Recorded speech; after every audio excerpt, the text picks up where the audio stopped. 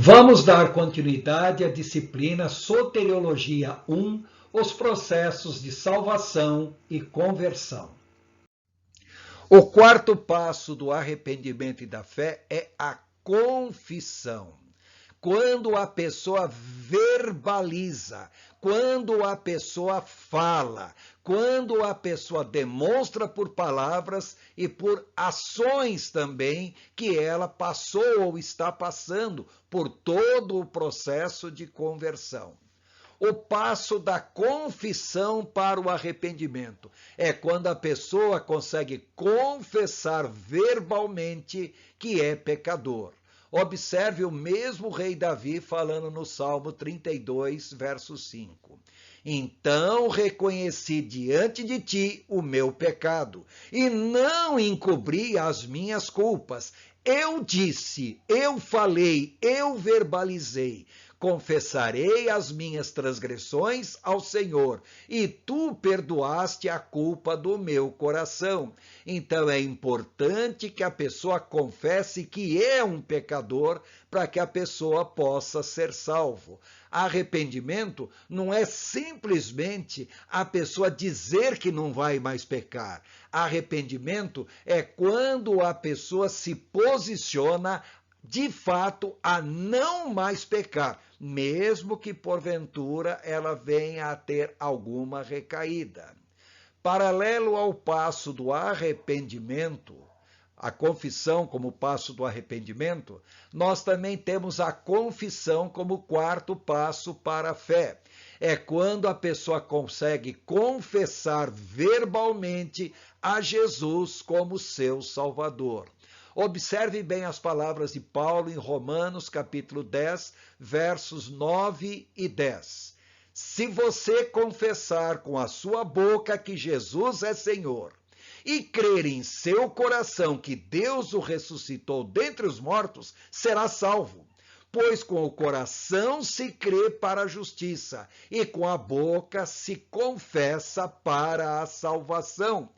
Por que é tão importante a pessoa falar? Por que é tão importante a pessoa verbalizar?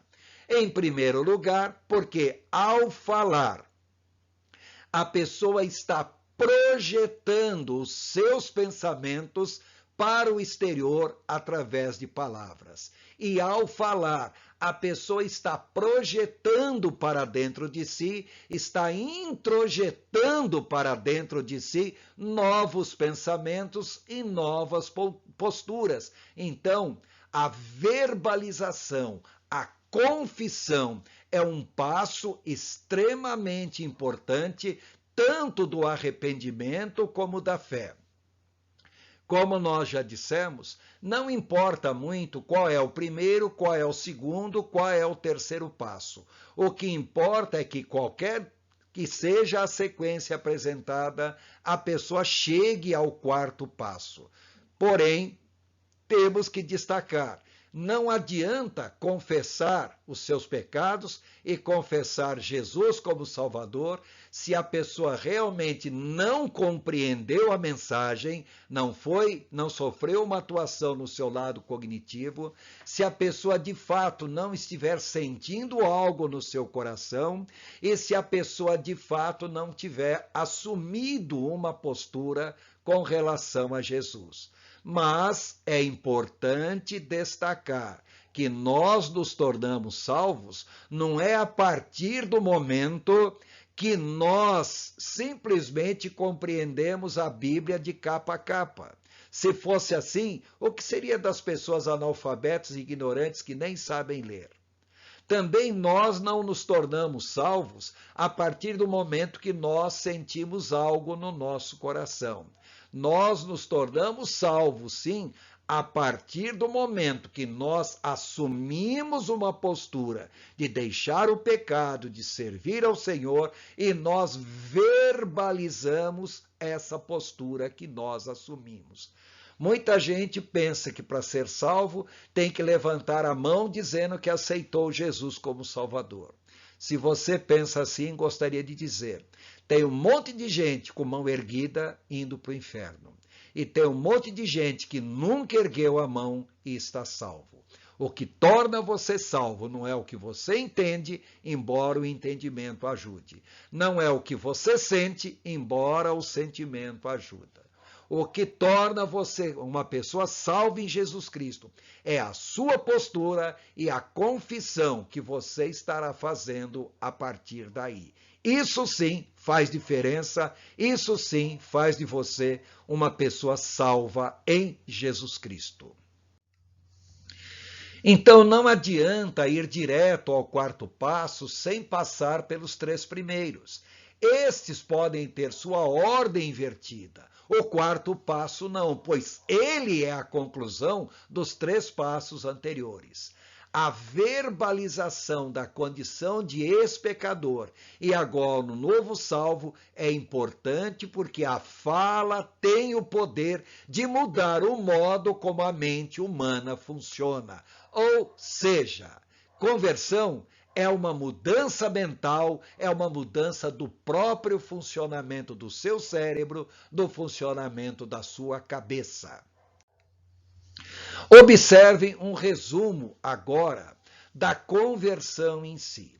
O que nós desejamos é tirar o homem da condição de pecador, como nós já vimos em Romanos capítulo 3, onde o apóstolo Paulo afirma que não há homem que não peque, não há homem que entende que faça o bem, e todos pecaram e destituídos estão da glória de Deus.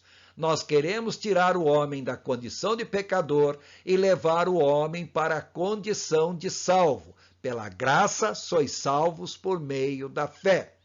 Mas só que para sair da condição de pecador para a condição de salvo, a pessoa tem que passar pela conversão.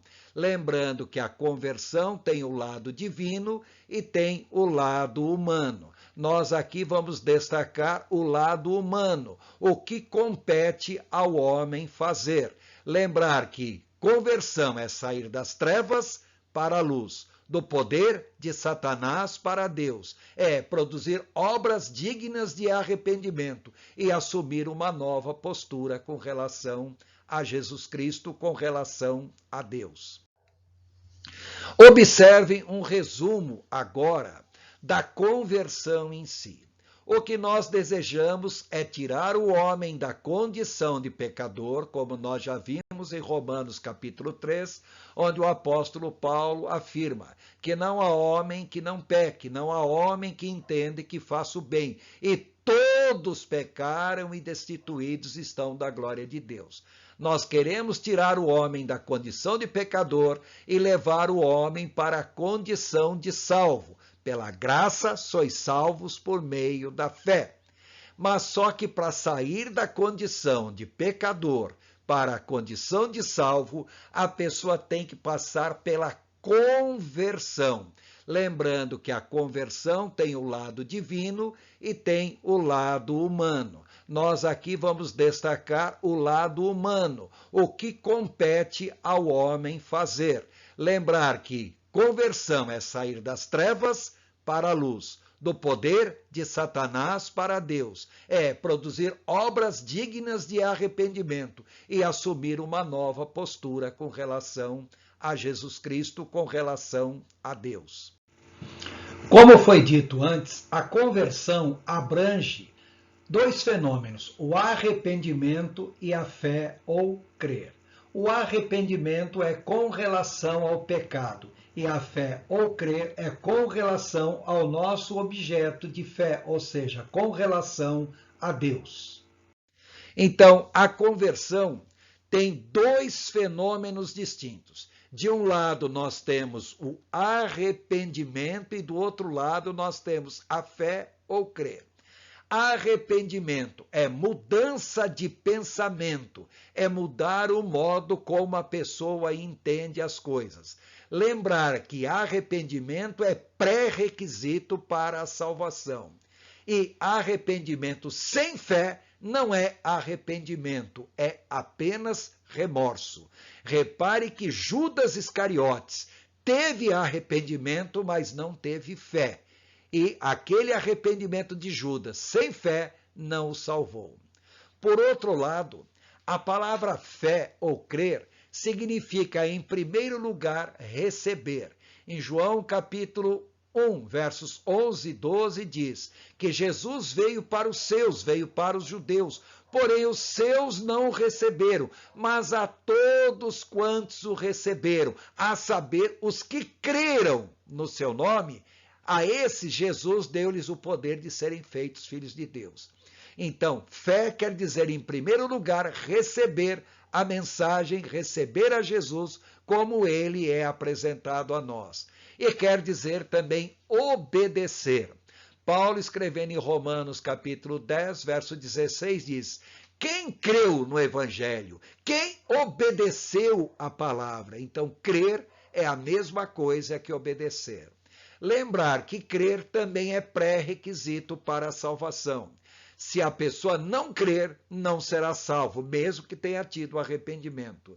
Então, sem arrependimento, nós dizemos que a pessoa não tem fé. Na realidade, a pessoa está enganada. E nós vemos perfeitamente isso em Atos capítulo 8, falando sobre o povo ali em Samaria, aonde teve um mágico chamado Simão, que creu na mensagem de Filipe, creu tanto que até foi batizado. E mais tarde, quando Pedro e João foram a Samaria para orar pelos samaritanos, para que eles recebessem o Espírito Santo, Simão ofereceu dinheiro a Pedro para ter o mesmo poder. E Pedro repreendeu Simão, o mágico, dizendo que o fogo do inferno estava sobre a cabeça dele e que ele deveria produzir obras dignas de arrependimento. Crer, ele cria.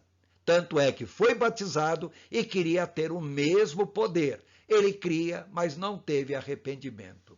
Se por um lado Judas teve arrependimento, mas não teve fé. Simão teve fé, mas não teve arrependimento. Tanto arrependimento sem fé, como fé sem arrependimento, nenhum nem outro salva. É necessário que a pessoa tenha tanto fé como arrependimento para ser salva. O primeiro passo, tanto do arrependimento como da fé, é a razão. Então, a razão no arrependimento é o reconhecimento de que todo pecado sempre é cometido contra Deus, como nós já lemos no Salmo 51. E a razão com relação à fé é reconhecer que precisa de salvação e que Jesus é o único Salvador que é capaz de trazer de fato a salvação para essa pessoa. O segundo passo, tanto do arrependimento como da fé, é a emoção. No arrependimento, o segundo passo, a emoção, é tristeza pelo pecado. O segundo passo da fé, a emoção, é alegria pela salvação. O terceiro passo, tanto do arrependimento como da fé, é a conação. No arrependimento, conação, é quando a pessoa se decide a renunciar o pecado, como nós lemos em Provérbios 28. E a conação na fé é quando a pessoa se decide por aceitar a salvação que é oferecida através de Jesus Cristo. Mais uma vez lembramos, a ordem dos 3 primeiros passos varia muito de pessoa para pessoa. O importante é que todos cheguem ao 4º passo. O 4º passo é a confissão, quando a pessoa confessa os pecados para obter o perdão. É a confissão com relação ao arrependimento.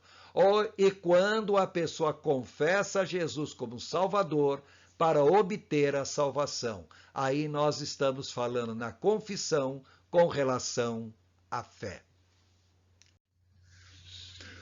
Relembrando, então, o esboço da doutrina da salvação.